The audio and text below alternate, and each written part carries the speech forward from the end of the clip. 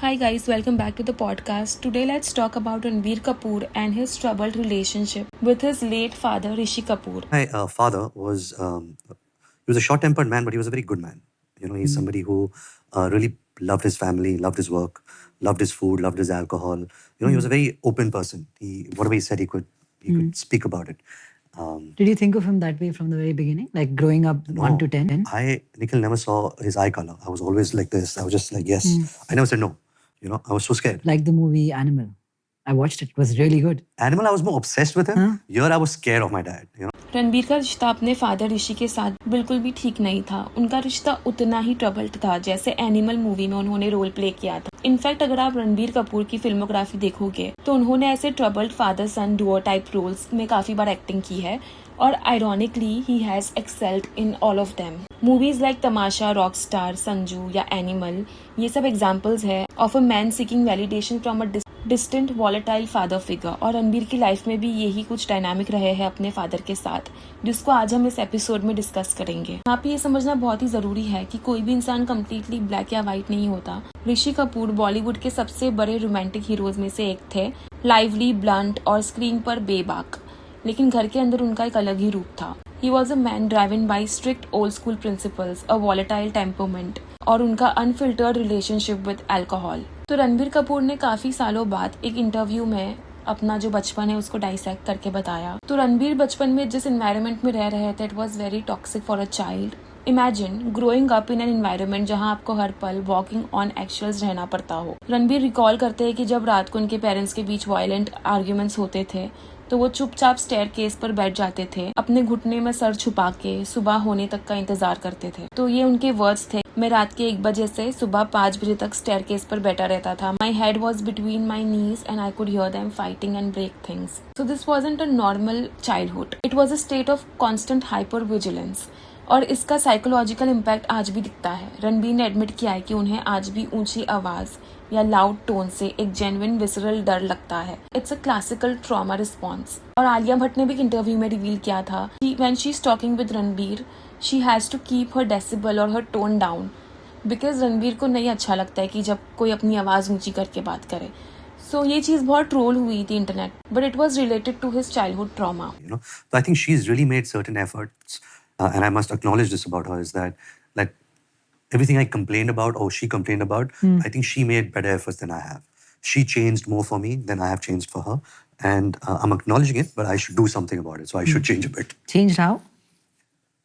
She, for example, used to speak in a very loud tone, and I think because of my father's tone, growing up, always kind of rattled me. That's not easy when you've lived 30 years of your life speaking a certain way. She's someone who very instinctively react to if Raha falls down, or she's like, there's a reaction. That My voice goes above this decibel because he thinks it's not fair and it's important to be kind even when you're unhappy. So ऐसे environment ने रणबीर कपूर को वक्त से पहले ही बड़ा कर दिया. जब उनकी बड़ी बहन रिद्धिमा पढ़ने के लिए बाहर चली गई तो रणबीर घर में अकेले रह गए. कपूर फैमिली का एक अनरिटन रूल था, नो आउटसाइड इंटरफेरेंस. इसका मतलब उनकी माँ नीतू कपूर के पास कोई इमोशनल आउटलेट था ही नहीं. For example it was not allowed for her to meet people and talk with them, या कोई भी सीक्रेट वो शेयर करे. सो इन एडवर्टेंटली एक छोटे बच्चे को अपनी माँ का इमोशनल एंकर बनना पड़ा. साइकोलॉजी में इसे पेरेंटिफिकेशन कहते हैं, जहाँ बच्चा बच्चा नहीं रहता बल्कि अपने पेरेंट्स का केयर गिवर बन जाता है. रणबीर को कई बार अल्कोहलिक रेज के बीच में आकर अपने बाप को कन्फ्रंट करना पड़ता था.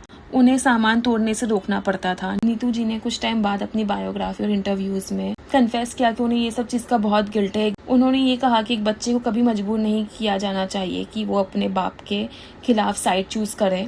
इस इमोशनल बर्डन ने रणबीर को इंटरनलाइज करना सिखा दिया. He became a man who compartmentalizes his emotions. वो डिटैच्ड हो गए. उनका रिलेशनशिप्स के ट्रेडिशनल कॉन्सेप्ट से विश्वास ही उठ गया. अब समझते हैं इस कहानी का सबसे important aspect, and that is generational trauma. Rishi Kapoor कोई जानबूझकर बुरे बाप नहीं बनना चाहते थे.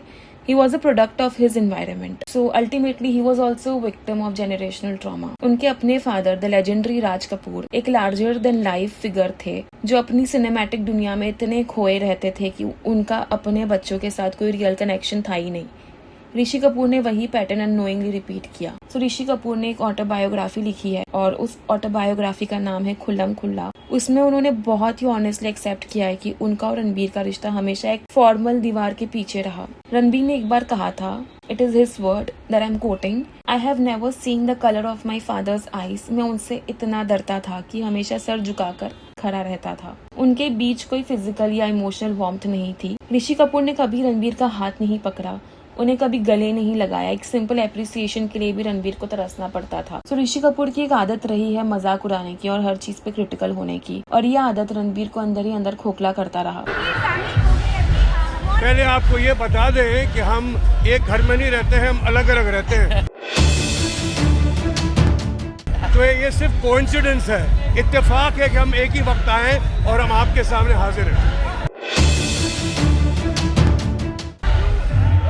ऐसा क्यों, मतलब कि कंप्लेंट नहीं है।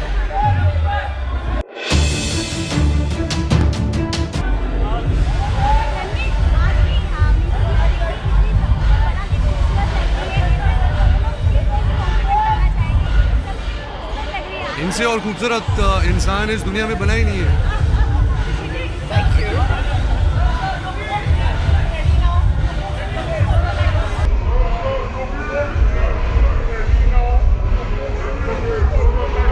ये इतना चिल्ला रहे, कौन सुनेगा? ये पहले वो चिल्लाना बंद करें। लोग क्या मतलब अंधे क्या? हाँ, आराम से चिल्ला रहे,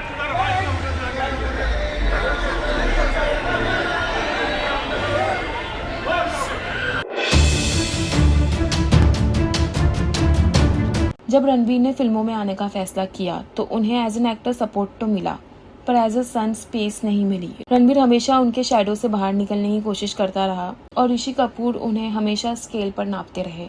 but later in life Ranbir Kapoor ने अपने इसी डीप सीटेड स्कार्स को अपना टूल बना लिया, और यही एक मैच्योर आर्टिस्ट की साइन होती है। रणबीर कपूर ने एक बार कहा था कि जब उन्हें स्क्रीन पर रोना होता है या गुस्सा दिखाना होता है तो उन्हें ग्लिसरीन की जरूरत नहीं पड़ती। He simply taps into his childhood memories and that is really very sad.